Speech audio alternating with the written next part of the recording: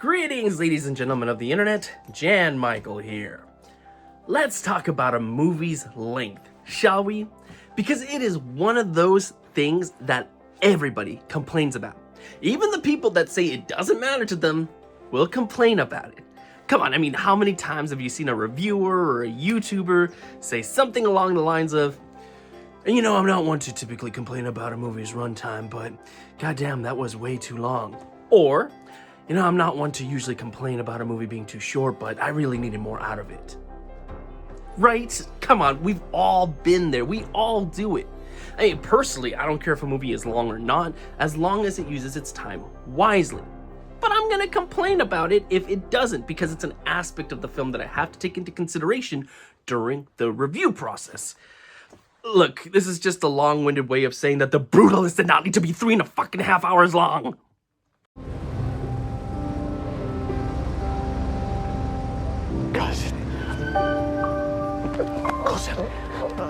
There's him. He's alive. What? The Brutalist feels like it's two films shown to you back to back. The events of the first half of the film depict protagonist Laszlo as he arrives in America after managing to escape the horrors of the Holocaust. You see him interact with friends and family, find a job, and rediscover his passion for architecture. To me, the first half of the film depicts hope. Despite the terrible things that happen and the setbacks that Laszlo goes through, there is always a silver lining that seems to permeate the film. The second film, obviously, is shown to you after the 50-minute intermission. And as soon as that half starts, it's like the silver lining of the first half is completely dropped and it just goes full on dark. Like all the characters have suddenly gone insane. There's like a madness that overtakes everyone, which granted in the first half was kind of shown. It's very surface level, but you can tell underneath there is this craziness about everything. But as soon as we start the second half, it's like a flip of a switch. We went from day to night, and all of a sudden everybody's different, and you have to get used to these characters again, get used to the ones that are being introduced, and it's almost jarring because it's almost like these are brand new characters. And I can't decide if this is a good thing or not.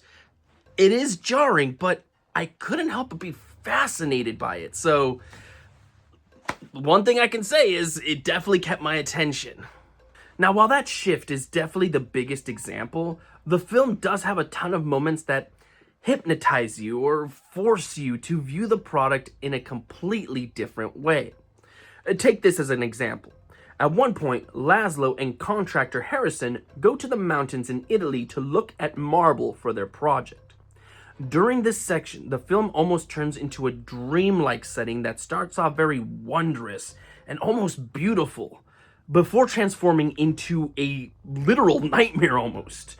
Director Brady Corbet uses so many different styles throughout the running time that you have to applaud the tenacity that must have gone into the film. I can't say all of it works, but enough of it did. This unknowingness that I have with the movie also translates into the characters of the film, for me anyway. But first things first, let's get this out of the way. Adrien Brody is fucking fantastic. If you are looking for a weak link in the movie or the performances, you're not gonna find it in him. He's spectacular, hands down worthy of a Best Actor nomination and win. It's with the other performances that I actually have problems with. Guy Pearce, as the previously mentioned contractor Harrison, comes off as over the top to me. There's no doubt that Guy hit himself well into the persona of the character. But there were times I was looking at his performance and really wished he had just taken it down a notch, as I always felt he was like one nasally sentence away from being a caricature of what he was portraying. The same goes with Felicity Jones as Laszlo's wife, Elizabeth. She had a way of speaking that just didn't feel like any person would. It was almost like she was a walking, talking fortune cookie, and that kind of took me out of the experience. Now, obviously, I'm in the minority there. Everyone thinks their performances are spectacular and worthy of Oscar nominations. So let me reword this to not piss off anybody. I don't think the problem truly lies with Guy and Felicity. I think it's more in how the script is written around these characters. Here's the thing, because it took me some time to really understand why I felt uncomfortable with the entirety of the film. Not saying it was bad, not saying I didn't enjoy my time. I was fascinated with what I was seeing on screen, but there was always this underlying something feels off, and I couldn't put my finger on it until I started writing the script for this. And that is that a lot of what these characters do and say aren't fully believable, if that makes sense. Like, the situations are believable. What the outcome is, fine, I can see them getting from that point to that point, but there are moments where something may happen and it's something bad, and you're thinking to yourself, if you were in that situation, you would totally do this. And I'm not just talking about it from one character, but from multiple character point of view. You would do this, or why isn't this character doing this? It's a logical human reaction, and they don't. And that's honestly what I think bugs me about the film. And maybe it's the genius of it, because it took me time to understand that. Again, hands down, Brady Corbet, his style fucking transported me into this world, because I was along for the ride, and it was only afterwards where I was really mulling my thoughts over that I'm like, holy shit, how did I miss these things that in any other film I would have easily picked up on? Like, what? That's not how people talk. That's not how people act. So yeah, it's both great and it's terrible at the same time, and I just don't know how to explain it. Okay, well, obviously I've gone insane, so let's go back and talk about length, because I do think the film is too long. There are moments of constant reflection, subplots that I don't think were necessary, and interactions that, upon reflection, I think were red herrings because they ultimately didn't lead anywhere. And if these moments were cut, I feel it would have greatly tightened the experience. Look, I'm not saying that the movie is dull. I was fascinated with what I was seeing, but I really didn't think it needed to be 3.5 hours. Like, it could have been 3. It could have been 3 hours, and I would have walked away immediately thinking, I need to watch that again. But because I know I'm gonna have to go through those moments again, those moments that I really don't think are necessary to the film, it pauses me from doing so, and that itself is a problem. How many people are really gonna give this a second watch, unless you're a huge Oscar or film buff or something along those lines? The average person's not, and it's missing out on that repeat viewing, which I think just a tighter experience could have solved.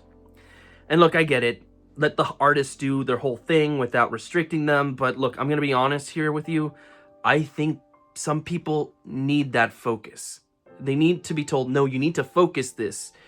And there are moments here I couldn't help but feel the project came off as pretentious because of its length. So you probably think that I'm just not a fan of this film. And no, again, I'm gonna repeat this, but I was fascinating with the journey.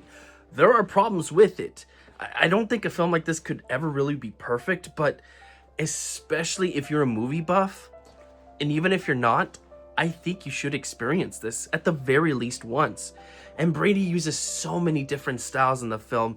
There's some beautiful shots. Again, there's that kind of dreamlike sequence that comes out of nowhere and then it leaves and it just never comes back. I just don't know how to explain it fully in as short a time as these videos take. I really do think it's just something that you need to experience for yourself. And at the center of it all, I really like the protagonist. I wanted to see Laszlo's journey. I wanted to see him reunited with his wife. I wanted to see his love of architecture expand. I wanted to see him finish the project. So all of that is gonna keep your attention. There are just moments of lullness, I will say, that is definitely gonna distract you. So be prepared for that. Now, everything I just said out of the way, there is one aspect of the film that I'm not sure what to think of. And that's the ending. No spoilers. Not gonna talk about what happens at the end, but I gotta say, I've seen interviews with Brady. I've seen articles diving deep into what the film is about. I've seen ending explain videos just because I couldn't wrap my mind around it. And the weird thing is that nobody talks about the aspect that stuck out the most to me. I know a lot of people weren't a fan of that kind of epilogue. I can see why. Ultimately, I didn't hate it. I didn't think it was necessary, but I didn't hate it. But I can see why other people would. To me, the thing that really stuck out was the final shot. The very last shot. It's like a split second and it's over. And I have my thoughts on that final shot. And if I'm right, then god damn it, that's such a stupid cop-out move, but I don't know for sure. So if you've seen the film, please comment below, because I'm very fascinated in hearing what other people have to say about it. Because again, even with deep dives, nobody really talks about that final shot. So I'll leave this on that note.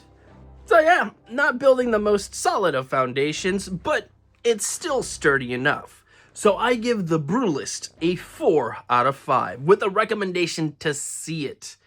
A film of this size and scope should be experienced. I can't say I'm too eager to dive back into it, but I'm very happy I got to see what it was all about. And I really do think most people will feel the same way.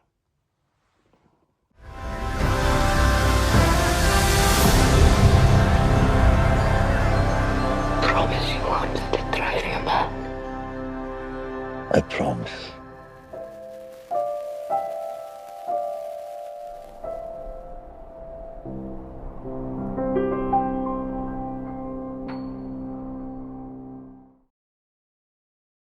This is definitely my weirdest review out of any review I've ever put up on the channel, but a weird film like this almost deserves a weird review. Don't you agree? Don't you agree? Or you could just attribute it to me being lazy. I don't know. The choice is yours. And speaking of choices, I hope you choose to come back tomorrow, because we're just getting started. I got so many films left to review. So until then, everybody, like always, stay safe out there and have a good one.